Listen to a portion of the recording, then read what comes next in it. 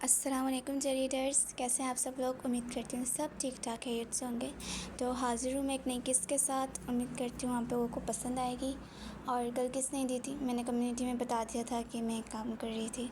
अब हमारे इस वीकेंड पे सैटरडे संडे में हमारी मेलाद है, तो इसलिए काम बहुत ज़्यादा है, तो सारा टाइमिंग आगे पीछे हो जाती है। पर मेरी पूरी कोशिश है कि मैं आप लोग को दे सकूं। कल हाफ़ लिखी थी और हाफ़ आज है, तो मैंने लॉन्ग करके एपिसोड दे दिया आप लोगों को। किस्त पढ़ें, एंजॉय करें। आज की किस्त का सेकंड पार्ट कल आएगा और वो भी काफ़ी मज़े का होगा इंशाल्लाह। तो आज की किस्त की तरफ चलते हैं। चैनल को सब्सक्राइब लाजमी करना है और अपना लाइक कमेंट का टारगेट कंप्लीट लाजमी करना है, क्योंकि आप लोग अच्छा करते हो तो मेरा दिल भी करता है और मेरा चैनल भी ठीक रहता है, जिसकी वजह से सारा ठीक रहता है सिस्टम। चैनल सब्सक्राइब लाजमी करना है, कमेंट के टारगेट को, लाइक के टारगेट को कंप्लीट लाजमी करना है। और अब चलते हैं हम अपनी किस्त की तरफ फाइनली। सो होप सो आप लोगों को बहुत पसंद आएगी।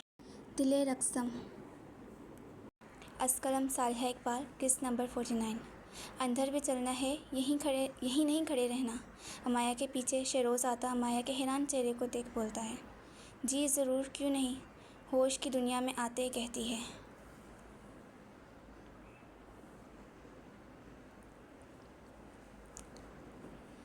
कहाँ हैं आपके वो सर, जल्दी से बताएं। मुझे हाथों में ख़ारिश हो रही है, किसी के बाल नोचने का शिद्दत से दिल कर रहा है मेरा। शेरोज़ के चेहरे को देखते हुए अपने हाथों को मसलते हुए कहती है, सर को अभी से गंजा मत करना, अभी उनकी ज़िंदगी के साल बाकी हैं। गंजे अच्छे नहीं लगेंगे, लगते तो अभी भी कुछ खास अच्छे नहीं हैं, लेकिन अगर गंजे हो जाएंगे तो फिर वो बिल्कुल देखने लायक नहीं रहेंगे। और उन्होंने मेरी सैलरी अभी मुझे देनी है, तो इसलिए उनके साथ तुम्हें कुछ गलत होने नहीं दूँगा।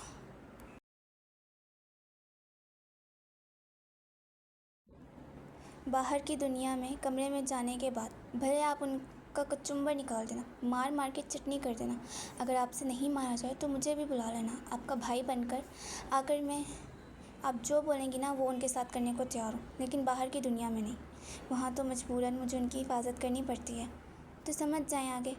मुकम्मल तवज्जो माया की जानिब मोड़ते हुए अपने हाथों के इशारे से उसे बात समझाने की कोशिश करते हुए कहता है। शिरोज़ कोशिश तो अमाया को और गुस्सा चढ़ाने की कर रहा था।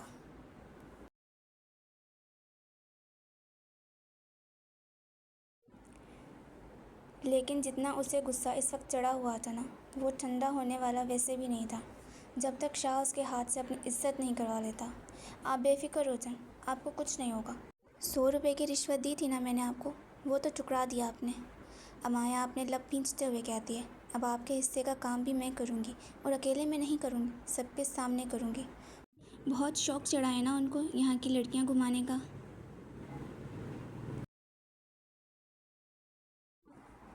मेरे बिना पार्टी में आने का और मेरा फ़ोन भी ना उठाने का। अगर आज मैंने उनके सारे शौक़ ख़त्म ना किए तो मैं भी अमाया खान नहीं, पठानों की बहन नहीं और खान बाबा की बेटी नहीं। आए बड़े शाह कहेंगे। अमाया ना चाहते हुए भी ज़बरदस्ती की मुस्कुराहट अपने चेहरे पर सजाए बोलती है, और कहते ही अपने कदम वो लिफ्ट की जानिब उठाती है।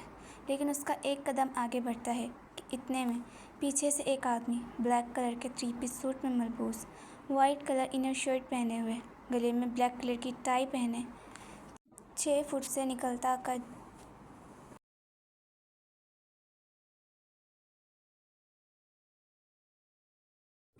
लंबा चौड़ा आदमी लंबे लंबे कदम रखता दौड़ते हुए लिफ्ट की जानिब बढ़ रहा था कि जाते जाते उसकी अमाया से टक्कर हो जाती है। अमाया सर के बल गिरने वाली होती है कि वो आदमी जल्दी से पलटते हुए अमाया को हाथ से पकड़े उसे गिरने से बचा लेता है। आदमी के हाथ में अमाया का हाथ था। अमाया आधी ज़मीन की तरफ झुकी हुई थी, जबकि वो आदमी कुछ उसकी तरफ झुका हुआ था। ब्लैक कलर की छोटी छोटी आंखें, जिनमें कांच जैसी चमक थी, सफ़ेद कोरी रंगत, जिस पर हल्की हल्की दाढ़ी मूंछ थी।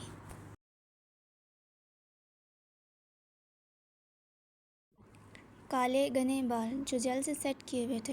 एक हाथ से माया को पकड़े हुए उसका मुकम्मल वज़न अपने एक हाथ से पकड़े वो आदमी अपने दूसरे हाथ पर बंधी घड़ी की तरफ देख रहा था, जहां वो अपने गुजरते हर वक्त हर सेकंड को बगौर देख रहा था। उसके जाने का वक्त था। वो पहले ही देर से आया था, लेकिन अब वो मज़ीद देर नहीं करना चाहता था। बिना अमाया की जानिब देखे वो अमाया को एक हाथ से खींचता हुआ सीधा खड़ा करता है और अपने कदम वापस लिफ्ट की जानिब बढ़ा देता है। ओ हेलो। लड़के को आगे जाता देख अमाया उससे ज़ोर से बुलंद आवाज़ में गुस्से से पुकारती है।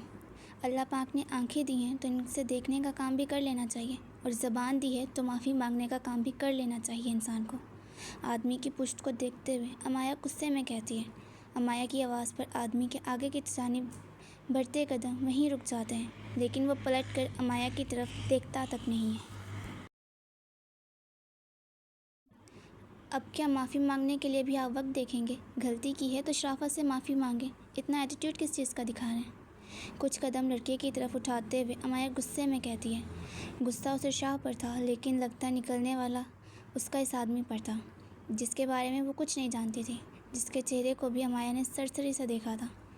ये बहरा है क्या? इसे सुनाई नहीं दे रहा मैं से कुछ कह रही हूँ? ओह, अंग्रेज़ की औलाद होगा, तभी मेरी बात समझ नहीं आ रही इसे। लगता है इंग्लिश में बोलना पड़ेगा।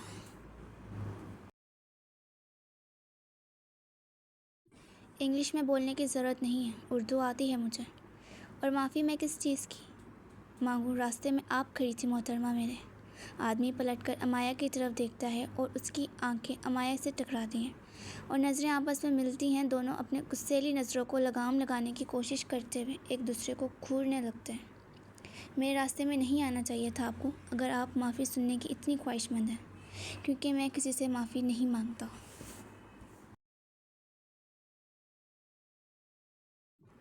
अपने गले की टाई को ढीला करते हुए आदमी अमाया की जानिब पलटते हुए अटल अंदाज में सख्त लहजे में कहता है।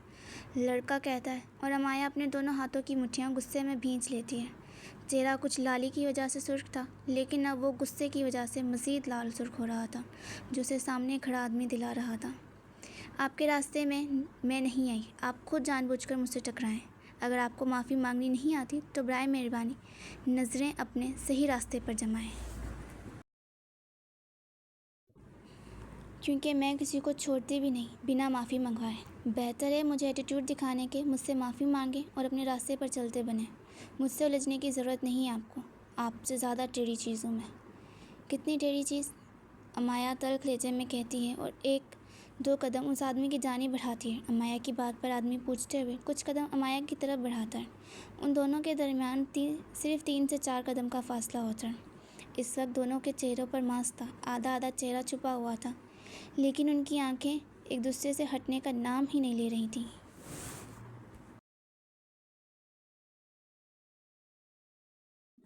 वो एक दूसरे को खून उतरती नज़रों से देख रहे थे। दोनों की आंखों में हद से ज़्यादा गुस्सा था। एक माफ़ी मंगवाने के लिए गुस्सा कर रहा था और दूसरा माफ़ी ना मांगने के लिए गुस्सा कर रहा था। क्या? अमाया हैरानगी से बोली। बताएं कितनी टेढ़ी चीज़ें हैं? जितनी भी होंगी मुझसे ज़्यादा नहीं हो सकती, इसलिए मुझे चैलेंज करने की ज़रूरत नहीं है और दोबारा मेरे रास्ते में आने की ज़रूरत भी नहीं है आपको। मेरे मुंह से माफ़ी सुनने की ख्वाहिश को आप पूरा करने के बारे में सोचना छोड़ ही दें, ठीक है? क्योंकि मैंने माफ़ी आज तक किसी से नहीं मांगी है, न आज के बाद किसी से मांगूंगा। इसलिए बेहतर है अपने रास्तों पर आप चलें। मुझे मत बताएं कि मुझे कहाँ जाना चाहिए और कहाँ नहीं। एक कदम और अमाया की तरफ बढ़ाते हुए अमाया की आंखों में गुस्से से देखते हुए कहता है, और कहते ही वो अटल अंदाज में पलटता हुआ सीधा लिफ्ट की तरफ बढ़ता है। अमाया उसको जवाब में कुछ नहीं कहती, बस उसे देखती रहती है। आदमी लिफ्ट में दाखिल होता है, सीधा उसी मंजिल पर जाता है जहाँ पार्टी हो रही थी और जहाँ कफ़ीर मलिक का ऑफिस था। अमाया पीछे खामोश खड़ी दरवाजे को घूर रही थी। दरवाज़ा लिफ्ट का जैसे बंद होता है, अमाया की नज़रें दरवाजे से हट शेरोज़ की तरफ बढ़ती हैं, जो मुंह पर हाथ रखे अमाया को देख रहा था। और वैसा ही रिएक्शन जैनिश का भी था। किसी काम के नहीं आप, सिर्फ आपकी ज़बान चलती है और कुछ नहीं चलता। उसने मुझे इतनी सारी बातें सुनाई और आपने उसे कुछ भी नहीं कहा। गुस्से में शेरोज़ को घूरते हुए बोलती है और ख़ुद भी लिफ्ट की तरफ बढ़ जाती है। मैं कैसे कुछ कह सकता था जब आप खुद ही काफ़ी थी उसके लिए। बहाना अच्छा है पर काम नहीं करेगा। गुस्से में है वो इस वक्त। खामोश रहो। अमाया को जाते देख शेरोज़ बोलता है कि उसके जवाब में शेरोज़ के पीछे कुछ कदम के फासले पर खड़ी ज़ाइनिश शेरोज़ के कंधे पर हाथ मारे उसे अपनी तरफ मतवज्जा किए बोलती है, जिस पर शेरोज़ एक आईब्रो उचकाए उसकी जानिब देखता है। आग में घी डालने का काम अच्छे से कर रही हो मोहतरमा। शेरोज़ अपने कंधे से ज़ानिश का हाथ हटाते हुए बोला, क्या करूं, पूरी ज़िंदगी मैंने आग लगाने का काम ही किया है, आदत से मजबूर होना इसलिए। शेरोज़ को मुस्कुराते देख बोलते हुए ज़ानिश भी लिफ्ट की तरफ बढ़ जाती है, अमाया के पीछे पीछे। डायन। ज़ानिश को देख शेरोज़ मुँह ही मुँह में बोलता है, सेम टू यू 2 दिन के हस्बैंड। उल्टे कदम उठाते हुए ज़ानिश मुड़कर शेरोज़ को बोलती है,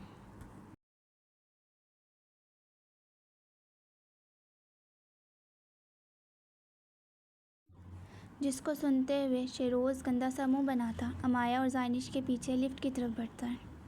आर्यान पार्टी में दाखिल हो चुका था। वो दाखिल होता है और सारे वहाँ मौजूद मीडिया और वहाँ के बड़े बड़े बिजनेसमैन उसकी तरफ मतवज्जा होते हैं, उससे मिलने के लिए उसके आसपास आ जाते हैं। इस वक्त आर्यान आदमियों और औरतों के दरमियान घिरा हुआ था।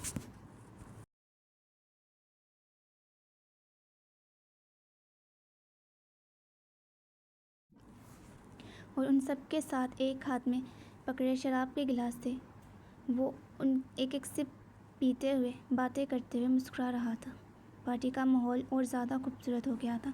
आसमान में कड़कती हुई बिजली, तेज़ बारिश मज़ीद माहौल को पुरसुकून और दिलकश बनाए जा रही थी। आर्यान की नज़रें बार बार मेन एंट्रेंस की तरफ बढ़ रही थी, जहाँ से सब लोग आ रहे थे सिवाय अमाया के। पूरी बिल्डिंग के आधे से ज़्यादा लोग आ चुके थे, लेकिन आर्यान जिसे देखना चाहता था वो अभी तक नहीं आई थी। अपने कोट की जेब से फ़ोन निकालता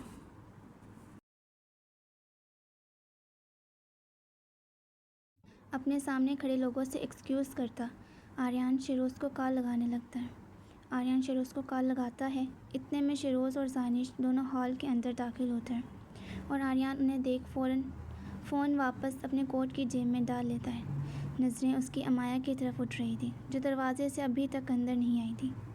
आर्यान कुछ कदम दरवाजे की जानिब बढ़ाता है कि अमाया दोनों हाथ में गाउन पकड़े शेरोज़ और ज़ानिश के पीछे से हॉल के अंदर दाखिल होती है। फुल ब्लैक लॉन्ग गाउन, उसके नीचे अमाया के कोरे चिट्टे पैरों के अंदर ब्लैक कलर की पेंसिल हील देखे, चेहरे पर लगा मास्क, उसके सुर्ख होंठ गुलाब की तरह खिले हुए उसके गाल, अमाया की बड़ी बड़ी आंखें जिन पर खूबसूरत से मेकअप हुआ था। लाइनर और मस्कारे की वजह से वो आंखें और बड़ी हो गई थी। ब्लैक कलर के मास्क उसके चेहरे पर लगा हुआ था, जहाँ से उसकी आंखें नुमायाँ हो रही थी। अमाया की डार्क अंबर ब्राउन आंखें आर्यान की ओशियन ब्लू आंखों से जैसे ही टकराती हैं, कुछ पल के लिए आर्यान की दुनिया वहीं रुक जाती है।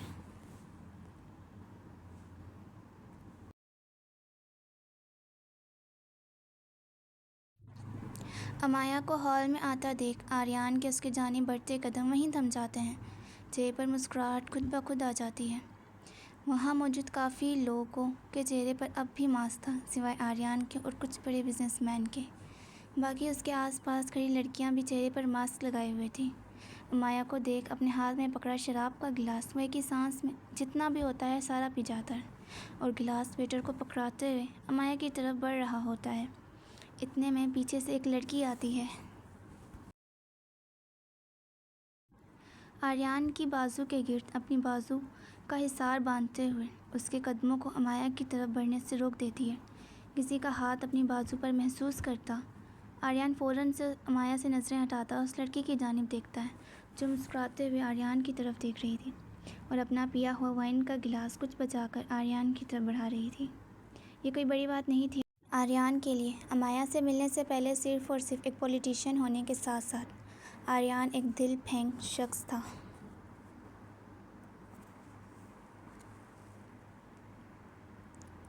जो मर्दों में मशहूर था, पर मर्दों से ज़्यादा औरतों में मशहूर था। आर्यान की पर्सनालिटी, उसकी दिलकश बातें, उसका चेहरा, उसकी मुस्कुराहट, हर एक चीज़ पर लड़कियां फ़िदा थीं। ईडनबर्ग में आर्यान का ये पहला सफ़र ज़रूर था, लेकिन यहाँ के लोगों से उसकी पहली मुलाकात नहीं थी। यहाँ के लोग आर्यान को बहुत अच्छे से जानते थे, इसलिए वो अपनी पहचान को छुपाते हुए इस होटल में दाखिल होना चाहता था। लेकिन कफ़ील मलिक की हरकत ने उसके आदमियों ने उसे गुस्सा दिला दिया था, इसलिए जहाँ वो खुद को छुपाए रहकर अपना काम करना चाहता था, वहाँ अब वो सब के सामने आकर मीडिया की ज़ीनत बनता हुआ अपनी मौजूदगी का सिर्फ कफ़ील मलिक को नहीं, अपने बाकी दुश्मनों को भी बता देता है। जो उसके पीछे कई मंसूबे बना रहे थे उसकी जगह को हासिल करने के लिए। मीडिया को ख़ास वो इसीलिए बुलाता है ताकि उसकी मौजूदगी की खबर उसके हर दुश्मन तक बआसानी पहुंच जाए। Where are you going, baby? Let's dance tonight. Wine का गिलास आर्यन के लबों तक पहुंचाते हुए लड़की मुस्कुराते हुए बोलती है कि उसकी बात पर आर्यन फ़ौरन से अमाया की जानिब देखता है, जो दरवाजे में अभी तक खड़ी हुई थी और मुसलसल आर्यन की तरफ ही देख रही थी। I am sorry but I can't dance tonight. Sorry, thank you. Amaya को देखते हुए आर्यन जल्दी से कहता हुआ अपनी बाजू से लड़की का हाथ हटाता अमाया की तरफ बढ़ने लगता है कि लड़की दोबारा उसे बाजू से पकड़ते उसका रुख अपनी तरफ मोड़ लेती है। But why, baby? We always dance together in that kind of party whenever we meet. Let's do it again. Don't do that with me. Let's dance tonight. मुस्कुराते हुए झुककर आर्यन के चेहरे को देखते हुए पूछती है, बेहद मासूमाना, बेहद मोहब्बत से चूर लेते में। I am sorry sister but I can't do that. Please understand my wife is watching me. Please don't do that. Thank you sister.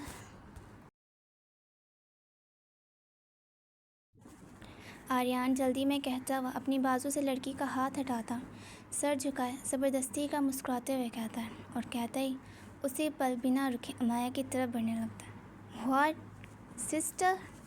Aryan को जाता देख बेहद हैरानगी से खुले मुंह के साथ लड़की कहती है। आर्यन मुस्कुराते हुए अमाया की तरफ बढ़ रहा था कि अमाया अपने दोनों हाथ सीने पर बांधती दरवाजे से कुछ कदम अंदर की जानिब उठाती है, हल्की सी गर्दन मोड़े आर्यन को और उसके लड़की को देखती है बिल्कुल संजीदगी के साथ। आयतल कुर्सी पढ़ कर जाएं, मामला बहुत ख़राब है। अल्लाह की पनाह में हैं आप आज। भूल जाएं कि आज रात के लिए आपके पास शेरोज़ नामी कोई आदमी था जो आपका सिक्योरिटी था। आज सिर्फ़ और सिर्फ आप आर्यन हैं और वहाँ खड़ी लड़की आपकी बीवी है जो पक्का इरादा कर चुकी है अपनी हील से आपकी धुलाई करने का। अब मैं कुछ नहीं कर सकता, मैंने कर दिया जो करना था, बाकी आप संभालो अपनी बीवी को।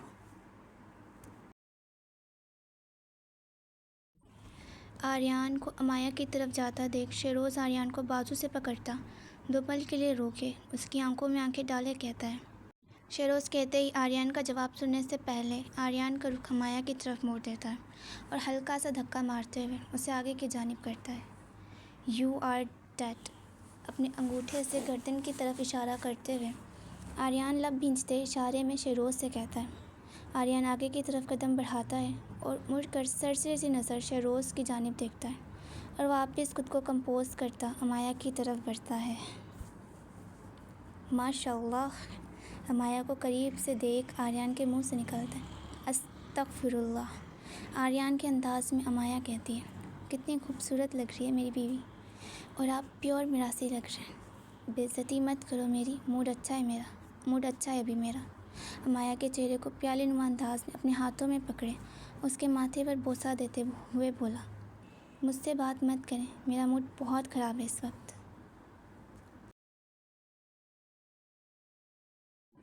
अपने चेहरे से आर्यन के हाथ हटाते हुए कहती है, इतने अच्छे मौसम में, इतने अच्छे माहौल में इंसान का मूड सिर्फ रोमांटिक होता है, ख़राब नहीं। जल्दी से मूड ठीक करो अपना, फिर हम डांस करते हैं। स्टेज की जानिब इशारा करता बोला, मेरे हाथों से कत्ल करवा रहे हैं अपना, मेरा मूड ठीक हो जाएगा। कत्ल तो मैं करवा लूँ अपना, लेकिन फिर तुम बेवा हो जाओगी। कोई बात नहीं, मैं अपना फ्यूचर देख लूँगी। आप बताएं, मरना पसंद करेंगे मेरे हाथों से?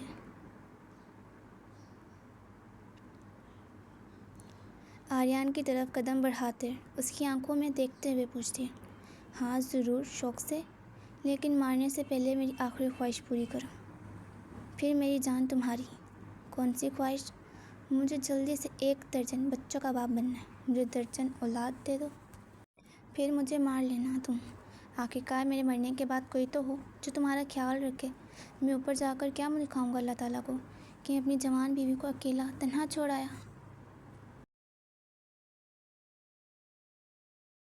आर्यन कहता है और अमाया उसके सीने पर थप्पड़ मारती है। वाह, मैं सदके आपके, दर्जनों को दुनिया में लाते लाते मैं ही अल्लाह को प्यारी हो जाऊँ, यही इरादा है ना आपका? आपसे बड़ा हरामी सियासतदान मैंने कहीं नहीं देखा।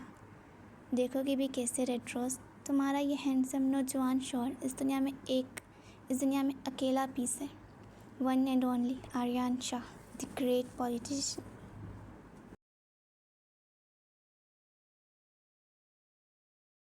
अमाया के करीब आता, एक बार फिर उसके चेहरे को अपने हाथों में कैद कर लेता है। शाह, मुझे सचमुच में बहुत गुस्सा आ रहा है। तंग नहीं करें मुझे, वरना मैं आपको यहाँ पीट दूँगी। आर्यन की आंखों में आंखें डाले कहती है, तो पीट दो, बंदा तुम्हारा है, जो दिल में आए वो करो। आर्यन मुस्कुराते हुए जवाब देता है, शर्मिंदा हो जाएंगे आप। तुम तो ठंडी हो जाओगी ना, काफ़ी है। आर्यन कहता है और अमाया गहरी सांस भरती है। वो लड़की आपकी क्या लगती है? आर्यन अपनी बात खुशी से भरपूर अंदाज में करता है कि अमाया पूछती है और उसके चेहरे की सारी खुशी हवा में उड़ा देती है। कौन लड़की? आर्यन अपने इतराफ़ में नज़रें दौड़ाते हुए बोलता है। वो नज़रें फेरता है और उसकी नज़र वहाँ मौजूद काफ़ी सारी लड़कियों पर जाती है जो उसे ही कब से देख रही थी। ये सारी समझो तो तुम्हारे शौहर की फ़ैन हो चुकी हैं। अब तुम्हारा शौहर है ही इतना हॉट, किसी की भी नीयत ख़राब हो सकती है, सिवाय तुम्हारी नहीं होती एक। माया के चेहरे से हाथ हटाते हुए अपने चेहरे की हंसी को गायब करता कहता है, हाँ तो फिर आप उन्हीं के पास चले जाएं जिनकी नीयत ख़राब होती है, और जिनकी नीयत ख़राब होने से आपको सुकून मिलता है, खुशी मिलती है। मत आए मेरे पास। माया गुस्से वाले अंदाज में कहती हुई पार्टी के अंदर जाने के बजाय बाहर निकल जाती है, वापस उसी होटल जाने के लिए।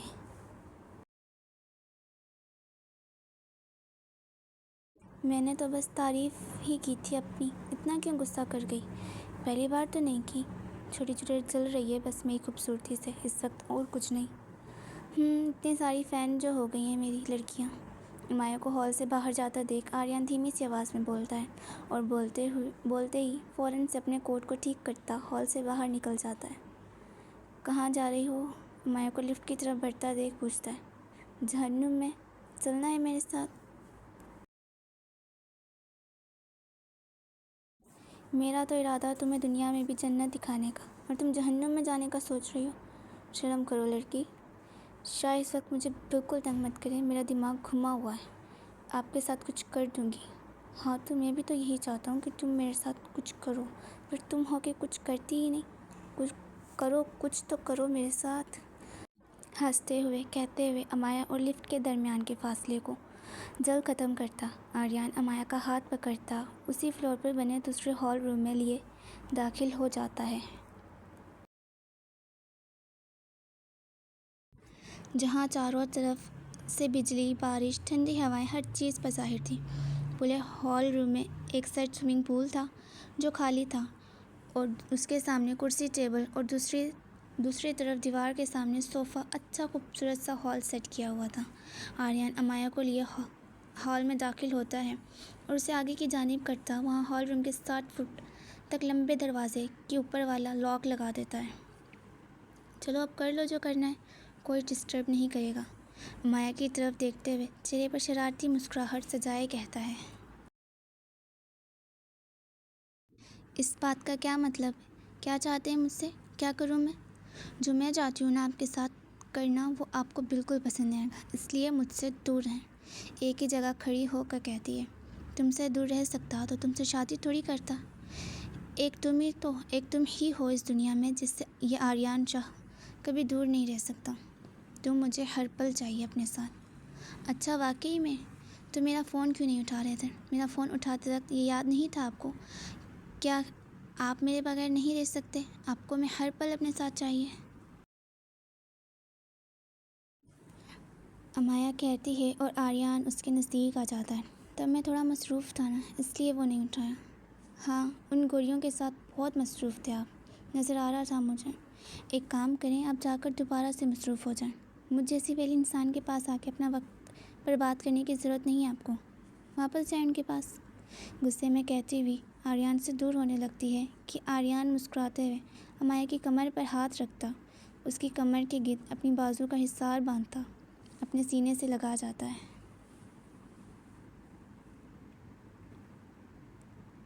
जिसके पास मुझे होना चाहिए मैं उसी के पास इस वक्त, जिसके साथ रहने के रहने से मेरा वक्त बर्बाद नहीं होता, वक्त कीमती होता है। अमाया की आंखों में देखते हुए कहता है और कहते ही आर्यन अमाया के गाल पर किस करने लगता है।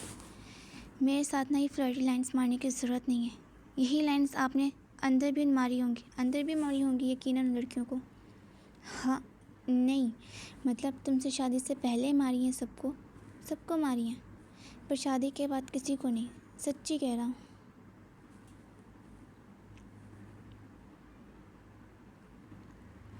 कसम से शादी के बाद मेरे जहन में भी तुम, मेरे दिल में भी तुम, मेरी धड़कनों में भी तुम। ये समझो तो मेरी पूरी बॉडी में तुम हो। किसी भी हिस्से से चेक कर लो, तुम ही मिलोगी। अपनी गहरी से गहरी होती मुस्कुराहट को छुपाने की एक नाकाम सी कोशिश करते कहता है, जानवर नहीं पसंद मुझे। हाँ तो मैं आर्यन कह ही रहा होता है कि कहते कहते अमाया की बात पर गौर करता वो खामोश हो जाता है।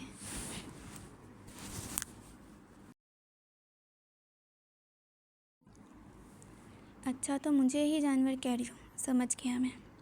अच्छा ना रेड रोज़, अब गुस्सा तो नहीं करो ना।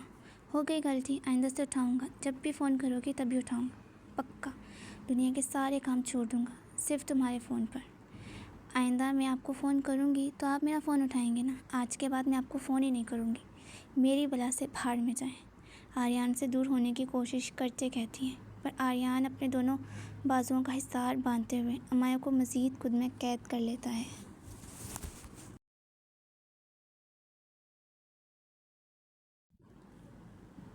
इतनी जल्दी क्या है बेडरूम में जाने की? चले जाएंगे ना थोड़ी देर, पार्टी एंजॉय करते हैं ना पहले, फिर वो भी कर लेंगे।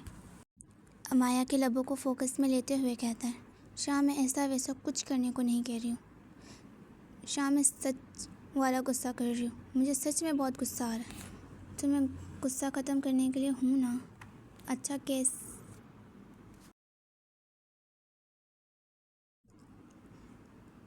अमाया मुकम्मल तौर पर पूछती भी नहीं है कि उससे पहले ही आर्यन उसके लबों को नरमी से अपने लबों में कैद कर जाता है, पर जल्द ही उन्हें रिहाई भी दे देता है। शाह, अमाया एक बार और आर्यन के सीने पर थप्पड़ मारते हुए कहती है, जब बंदा मेरा मतलब बंदी गुस्से में होती है तो इससे नहीं करते गुस्सा ख़त्म करने के लिए, फिर क्या करते हैं? अमाया के बालों में हाथ फेरते हुए आर्यन प्यार से पूछता है। कुछ अच्छा करते हैं, अमाया रोने वाले अंदाज में कहती है। तो ये जो किया ये अच्छा तो है? अमाया के चेहरे को अपने हाथों में कैद करता कहता है, और कहने के फ़ौरन बाद से वो दोबारा अमाया के लबों पर काबिज़ हो जाता है। शाह छोड़ें। आर्यन के हाथों से चेहरे को आज़ाद करवाते हुए अमाया गुस्से में कहती है, आपको इन सब के अलावा और कुछ नहीं आता? बात भी मत करना अब आप मुझसे। गुस्से में कहती हुई अमाया दरवाजे की तरफ बढ़ने लगती है कि आर्यन भी फ़ौरन से पलटता हुआ अमाया के पेट के गिर्द बाजू का इशार बांधते अमाया को दरवाजे से पिन कर देता है। शाह दरवाजे से पिन होती आर्यन पर हाथों की बरसात करते बोली, आह। अमाया का हाथ बेदिहानी में आर्यन के पेट पर लगे ताज़ा ज़ख्म पर लग जाता है और दर्द से कराहते हुए दर्द भरी आवाज़ निकलती है। क्या हुआ? अमाया परेशानी से पूछती है। कुछ नहीं, गहरी सांस लेता जवाब देता है। क्या हुआ शाह? आर्यन के सीने पर हाथ मारते हुए अपने अल्फाजों पर जोर देते पूछती है। गंदी कैसे कैसे हाथ लगा रही हो मुझे, अब तुम खुद। शाह फजूल बातें नहीं करें, क्या हुआ? कि दोबारा चोट लगी है? आर्यन शरारती लहजे में कहता है कि अमाया दोबारा उसके सीने पर हाथ फेरने लगती है। अमाया का हाथ आर्यन के पेट पर उसके नए जख्म की पट्टी पर आ रुकता है। ये कैसे लगी? अमाया अपने चेहरे से मास्क हटाते हुए फिक्रमंदी से पूछती है।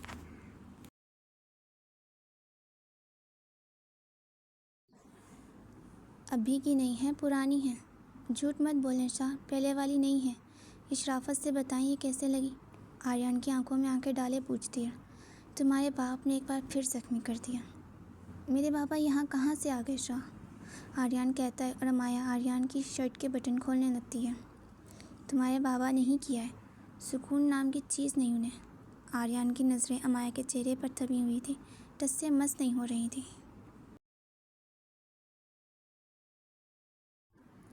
अमाया आर्यन के पेट तक पहुंचती है कि आर्यन अपना हाथ पेट पर रखता शर्ट को बाकी का खुलने से रोक देता है। ये क्या कर रही हो? शोर के कपड़े उतार रही हो? शर्म करो, अभी हम अपने कमरे में नहीं हैं। ये शोहर मेरा ही है ना। उतार लूँगी कपड़े, मुझे कोई मसला नहीं है। हाथ हटाएं अपना। नहीं, मैं नहीं हटा रहा, अपनी मुस्कुराहट को जब्त करते कहता है। शाह हाथ हटाएं, मुझे ज़ख्म देखने दें, आर्यन की आंखों में देखते हुए कहती है।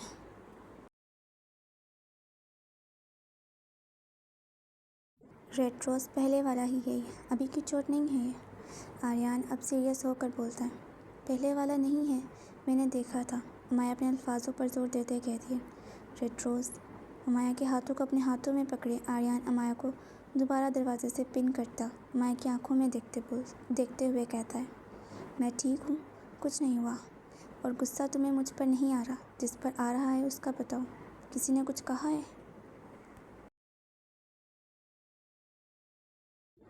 आर्यन पूछता है और अमाया की आंखों में नमी भरने लगती है।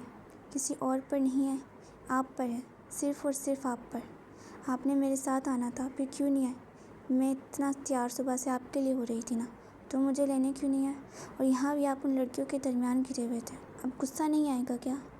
अमाया को बात के आखिरी अल्फाजों को मुकम्मल होने देने से पहले आर्यन अमाया के बेहद करीब आता अमाया के लबों को खुद के लबों में कैद कर लेता है।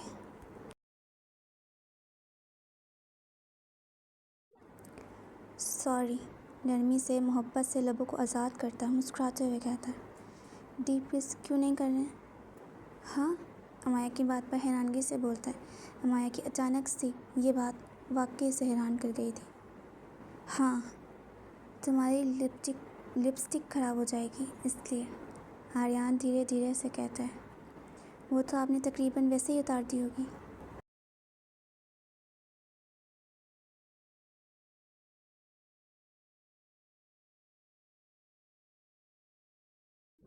अमाया कहते हुए आर्यन को टाई से पकड़ते अपनी तरफ खींचते हुए आज खुद से उसके लबों पर काबिज होती है।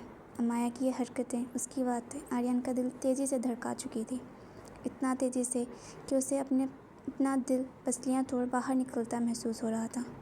पहल अमाया करती है, बाकी की शिद्दत आर्यन बढ़ाते हुए अमाया को खुद में सैराब करने लगता है। काफ़ी देर वो एक दूसरे में खुद को सैराब करते एक दूसरे के लबों को रिहाई देते। आर्यन के लिए ये दिन जितना बुरा साबित हो रहा था उतना ही खास बन चुका था। अब उतना ही खास बन चुका था।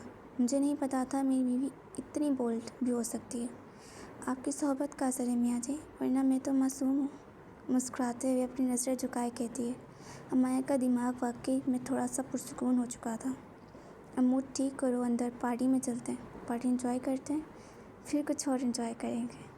अपने कपड़े ठीक करता मुस्कुराते हुए कहता है। मुझे नहीं जाना बेकार सी पार्टी में, वो सारी अदनंगियाँ आपको घूर घूर कर देख रही हैं और मुझे मज़ीद गुस्सा आ रहा है। और ऐसा ना हो गुस्से में उनमें से किसी को कुछ हो जाए। आपको तो मैं कुछ नहीं कर सकती, मजबूरी है, मजाजी खुदा जो बन चुके हैं आप मेरे, पर उनको तो मैं कुछ भी कर सकती हूँ ना। आर्यन को क्रॉस करती गंदा सा मुँह बनाए मुस्कुराते हुए माया हॉल में टहलते हुए कहती है। जो तुम्हारे दिल में आए मेरा बच्चा कर लेना, मैं संभाल लूँगा, पर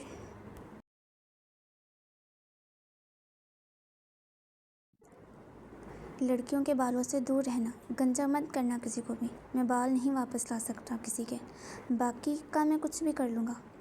अब तो मैं उनके बाल ही नोचूँगी। आर्यन की बात पर पलटकर हंसते हुए आर्यन को देख कह दिए। हाँ, जिस काम के लिए मैं मना करूँ वो तो तुमने लाजमी करना होता है ना, और जिसके लिए मैं तुम्हें बार बार बोलूँ करो करो करो, वो तो तुमने एक बार नहीं करना होता। पता है कितना मिस किया था मैंने आज तुम्हें।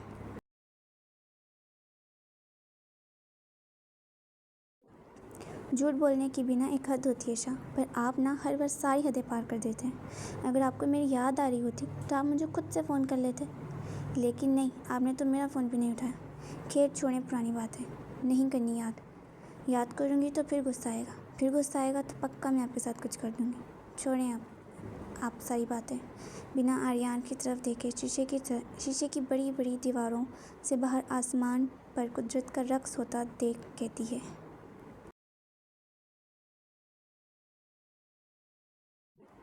आहिस्ता आहिस्ता तुम पक्की बीवी बनती जा रही हो। उन्हीं की तरह ताने मारती हो, उन्हीं की तरह मुझे मारने की ख्वाहिश रखती हो, बस एक काम को छोड़कर। तुम्हें तरस नहीं आता? मैं बार बार तुम्हें कुछ करने को कहता हूँ, बार बार अपने आप को तुमसे छुड़वाने का कहता हूँ, लेकिन हद है। एक तो मैं इतना रोमांटिक बंदा हूँ, तुम्हारी सोच है, लेकिन एक तुम हो जो मेरे साथ रोमांस करने के बजाय मुझसे दूर भागना ज़रूरी समझती हो। गुनाह मिलेगा, याद रखना। तुम्हें इस शोहर का दिल दुखा रही हो बहुत बुरे तरीके से। आर्यन अपने कपड़ों को ठीक करता अमाया के पास बढ़ता, उसके पेट के गिर्द बाजुओं का हिसार बांधे अमाया के गाल से अपना गाल लगाए आसमान की जानिब देखते बोलता है, तो शोहर को कौन कहता है कि अपना दिल हर वक्त हथेली पर लिए फिरे? कभी दिल को दिल की जगह पर भी रख लिया कर, सिर्फ धड़कने के लिए। और वैसे भी अल्लाह ताला ने इसे धड़कने के लिए बनाया, ठड़क करने के लिए नहीं। आर्यन के हिसार में पुरसुकून सी खड़ी अमाया उसके चेहरे की जानिब देखते हुए कहती है,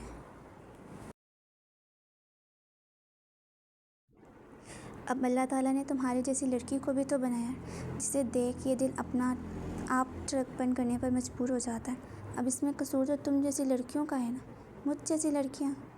आर्यन की बात काटते अमाया बड़ी बड़ी आंखें किए पूछती है, नहीं, सिर्फ तुम।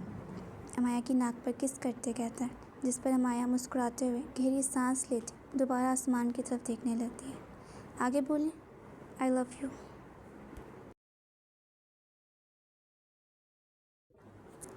ये नहीं, वो बोलें जो बोल रहे थे, उसके आखिर में भी यही आना था, आई लव यू।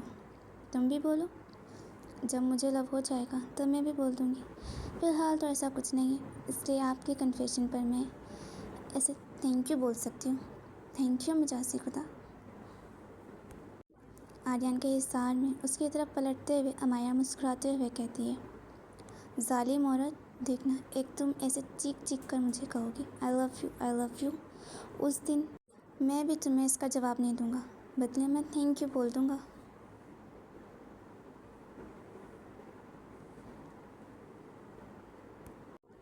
जिस दिन मैंने आपको आई लव यू बोल दिया ना, उस दिन आप वाकई में कुछ नहीं बोल पाएंगे। वाह, लाजवाब करना तो तुम्हें मुझे वैसे भी आता है, तब मेरा खामोश होना तो बनता है। मास्क कहाँ है तुम्हारा? अमाया के माथे पर लबकुशाई करते हुए पूछता है। वहाँ, दरवाजे की तरफ इशारा करते कहती है, रुको एक मिनट। कहते हुए दरवाजे के पास से मास्क उठा कर लाता है और अमाया को दोबारा पहनाने लगता है। अच्छा, आपने अपना चेहरा नहीं दिखाना था, फिर आप क्यों ऐसे आए और अंदर आए कैसे? बस थोड़ी सी देर में तुम्हें तुम्हारे सवालों के जवाब मिल जाएंगे रेड रोज़, थोड़ा सा और इंतज़ार। अमाया को मास्क पहनाते हुए बोला, चलें आप? जी हाँ, मैं सर हिलाते हुए कहती है कि आर्यन अमाया का हाथ अपने हाथ में पकड़ता उसे पार्टी एरिया की तरफ लिए बढ़ता है। कफ़ीर मलिक अभी तक अपने ऑफिस में मौजूद था, इस बात से बाहर नहीं निकल पा रहा था कि अदा की शादी हो चुकी है और अमाया का जिक्र उसकी ज़िंदगी में फिर से हो चुका है। एक बार जिसे वो बचपन में छोड़ चुका था, जिसका होना ना होना वो एक कर चुका था, आज उसी की वजह से कोई उसे बर्बाद करने को तैयार है। अपने ऑफिस में कभी टहलता तो कभी सोफ़े पर बैठता। वो कोट उतार चुका था। बिगड़ी हालत में वो अपनी शर्ट के बटन खोलते हुए इधर उधर टहलता हुआ परेशान हालत में किसी का मुंतज़िर होता है।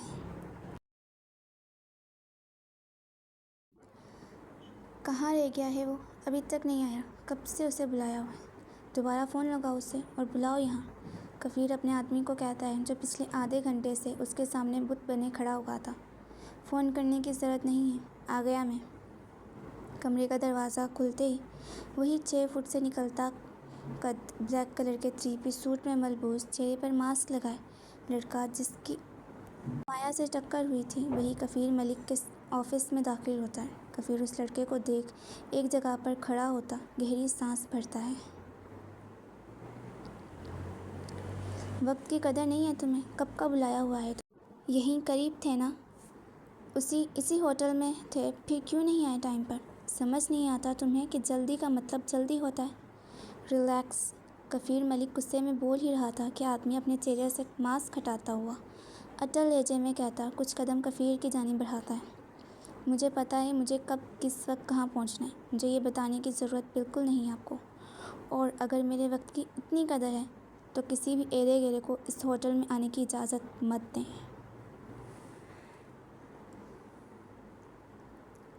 उन जैसे लोगों की वजह से मुझे देर हो जाती है, वरना मुझे अपने वक्त की कदर है।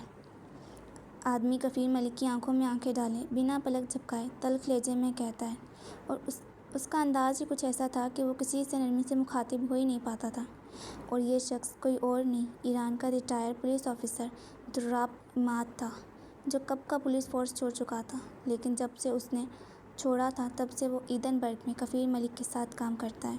पैसे के बदले लोगों की जान लेने का पुलिस फोर्स का सबसे शार्प शूटर ऑफिसर था, जिसका निशाना कभी नहीं छूटता था। एक गलत शख्स को मारने की वजह से उसे पुलिस फोर्स से निकाल दिया गया था, और इसी बात ने उसे पुलिस का दुश्मन बना दिया था। इसलिए कफ़ीर मलिक के कहने पर वो कभी भी किसी की भी जान ले लेता था, क्योंकि उससे मतलब अब सिर्फ पैसे से था। जब तक उसे पैसा मिलता रहेगा वो किसी के लिए भी काम करता रहेगा। बताएं किस लिए याद किया मुझे? अब क्या हुक्म है आपका मेरे लिए? अपने कोट के बटनों को खोलते हुए, चेहरे से मास्क हटाता, गहरी सांस लेता, सोफे पर बैठते हुए पूछता है।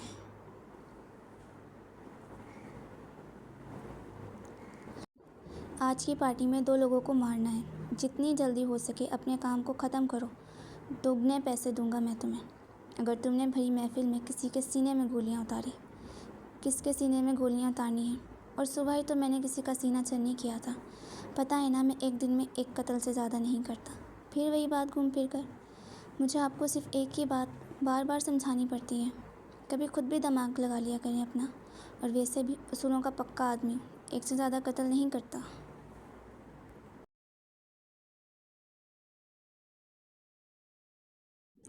इसलिए अपनी ऑफ़र को कल तक के लिए रोक दें। फ़िलहाल वैसे ही मेरा दिमाग घुमा हुआ है। ऐसा ना हो कि 2 की बजाय ज़्यादा की जान चली जाए। इसलिए अब ये काम कल करेंगे। कल पक्का कर दूंगा पहली फुर्सत में। कोई मसला कोई नहीं, ठीक है? बिल्कुल नहीं। तुम्हें मैंने यहाँ काम के लिए रखा है। तुम वो करो जो मैं बोलूँगा। तुम तब करोगे। कफ़ीर दुराब की तरफ बढ़ते हुए कहता है, जिस पर दुराब गर्दन मोड़े कफ़ीर पर सख्त नज़रें जमाता है। कह दिया ना कल, तो कल का मतलब कल ही होता है। अभी मैं चलता हूँ। डिटेल्स वगैरह मुझे भेज देना, मतलब की तस्वीर वगैरह, ताकि जिसको मारना हो उसी को मार सकूँ। ठीक है, चलता हूँ मैं। हाँ, एक बात और, 6 के बजे के बाद मैं आपके लिए काम नहीं करता। इस बात से अच्छे से वाकिफ़ है। 6 बजे के बाद मेरा नंबर समझे आपके फ़ोन में मौजूद ही नहीं है। दोबारा मुझे फ़ोन करने की ज़हमत ना करना, वरना मेरे हाथों से भी जान चली जाती। अक्सर गोलियों की ज़रूरत नहीं पड़ती। बाकी आप समझदार हैं, समझ जाएं मेरी बात का मतलब। तुम्हारी बात का मतलब समझ रहा हूँ, लेकिन जितना तुम देर करोगे उतना मेरे लिए मुसीबत बढ़ती जाएगी। इसलिए तुमसे कह रहा हूँ, जिसे मारना है उसे आज मारकर जान छुड़ाओ। तुम्हें 2 गुना पैसे देने के लिए कह रहा हूँ ना। तो मसला क्या है तुम्हारे साथ? ख़त्म करो कहानी। क्यों मेरी जान को अजाब में डालने की कोशिश कर रहे हो? आखिर इतने बेचैन क्यों हैं? आज से पहले तो इंतज़ार करने का कहता था और आप कर लेते थे। अब क्यों इंतज़ार नहीं हो रहा आपसे? हैं कौन वो जिन्हें आप मरवाना चाहते हैं? कहीं किसी और बिल्डिंग पर कब्ज़ा करने का इरादा तो नहीं कर रहे? लालच बुरी बला होती है, पता है ना आपको। इतना लालच नहीं करते जितना आपके पास है। इतने में खुश रहो भाई। मैं भी तो खुश हूँ। रोज़ाना एक कत्ल करता हूँ, उसकी कीमत ले लेता हूँ, सिंपल। मैं तुम्हारी जैसा आदमी नहीं हूँ। मुझ में सब्र नाम का कुछ नहीं है। इसलिए बेहतर है जितना तुमसे कह रहा हूँ उतना तुम करो। जो काम करने को कह रहा हूँ वो करो बिना किसी सवाल के। जब काम समझ नहीं आता तो सवाल तो होगा ना।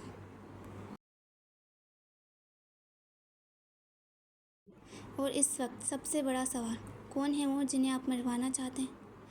आर्यन शाह और उसकी बीवी अमाया शाह। आज रात ही उनका काम ख़त्म करो। एहसान होगा तुम्हारा मुझ पर। उन दोनों की मौत से आपका क्या ताल्लुक़? बहुत गहरा ताल्लुक़ है। 17 साल पुराना ताल्लुक़ है। ये मरेंगे तो मेरी जान को सुकून आएगा। उस आर्यन शाह की वजह से मैंने कश्मीर छोड़ा, मैंने पुरानी ज़िंदगी छोड़ी, सब कुछ छोड़ा। ये आज फिर मेरे सामने आ खड़ा हुआ है और मेरी आंखों में आंखें डाले मुझे धमकी देकर गया, मुझे चैलेंज देकर गया। जो चैलेंज वो मुझे देकर गया है, वो वजह ही नहीं रहने दूँगा। तो मैं किस चैलेंज की बात हो रही है? और ये लगते क्या हैं आपके? कोई ताल्लुक़ तो नहीं है आपका इनसे? कफ़ीर मलिक तेश में मुब्तला कह रहा था कि दुर्राब कफ़ीर की बात काटते पूछता है, ताल्लुक़ जो मर्ज़ी हो, तुम्हारे लिए जानना ज़रूरी नहीं है। तुम सिर्फ इतना जानो जितना मैं तुम्हें बता रहा हूँ। तस्वीरें तुम्हें भेज देता हूँ अभी इसी वक्त, या चलकर तुम्हें दिखा देता हूँ सामने से, ये बेहतर रहेगा। ताल्लुक़ बताएं, कौन है आपके? मेरी बेटी और मेरा दामाद। सुन लिया, अब चलो इस काम को इसी वक्त ख़त्म करो। अपनी सगी औलाद को मारना चाहते हैं? शर्म कर लें थोड़ी सी। मेरी बात माने तो ये नहीं करें। मुझे कोई मसला नहीं है मारने में, मेरा तो काम ही यही है। लेकिन आप सोच लें, फिर भी आपकी औलाद है, अच्छा नहीं होता बच्चों पर तशद्दुद करना या उन्हें मारना। तुमसे मशवरा मांगा किसी ने? नहीं ना, तो जितना बोल रहा हूँ उतना करो। ठीक है, कर लेते हैं, चलें पार्टी में, रूबरू उनसे वाकिफ़ होता हूँ। फिर मैं अपना काम करने का सोचता हूँ। सही वक्त तो नहीं है करने का, लेकिन पैसे को कौन मना करता है। कहते ही वो दोनों ऑफिस रूम से बाहर निकलते। कशीर अपना कोट पहनता, अपनी टाई को ठीक करता, पार्टी एरिया की जानिब बढ़ता है, जहाँ अमाया और आर्यान दोनों पहले ही पहुँच चुके थे। पार्टी में आते ही अमाया की नज़र फिर उस लड़की की तरफ जाती है जो शराब में धुत हो चुकी थी। नशे की हालत में उसे खड़ा नहीं हुआ जा रहा था, लड़खड़ाती फिर रही थी और आर्यान को दोबारा देख उसके जानिब बढ़ने की कोशिश कर रही थी। वो आर्यान के पास आती, इससे पहले ही अमाया उसके पास जाकर उसे संभालते हुए वापस उसे टेबल के पास ले आती है। I will not tell you for the second time. I'm telling you for the first and last time. Stop staring at my husband. And curved those steps toward him. Otherwise, I have permission to scratch your hair. मैं आपको दूसरी बार नहीं बताऊंगी, पहली और आखिरी बार बता रही हूँ। मेरे शौहर को घूरना बंद करें और उसकी तरफ उठाने वाले इन कदमों को भी लगाम लगा लें, वरना मुझे इजाज़त मिल चुकी है आपके बाल नोचने की भी। Sit comfortably here, my girl. Otherwise, I'm going to break your legs. लड़की को कुर्सी पर बिठाते हुए अपने दांत भींचते हुए गुस्से में कहती है और कहते ही गहरी सांस लेते मुस्कुराते हुए अमाया आर्यान की तरफ बढ़ती है। तो आज की किस्त हमारी मुकम्मल हुई। उम्मीद करती हूँ पसंद आएगी। कल की किस्त हमारी रोमांटिक विद सम एक्शन होने वाली है, तो कल लाजमी आएगी, पक्का आएगी। टारगेट कंप्लीट करिएगा, 6 बजे किस्त में पहुँचा दूँगी आप तक। और आज की किस्त में जो मिस्टेक्स हुई उनके माजरत, बस उन्हें इग्नोर करिएगा, ठीक है। अपना रिव्यू लाजमी शेयर करिएगा, अपना टारगेट भी लाजमी कंप्लीट करिएगा। शुक्रिया, बाय बाय।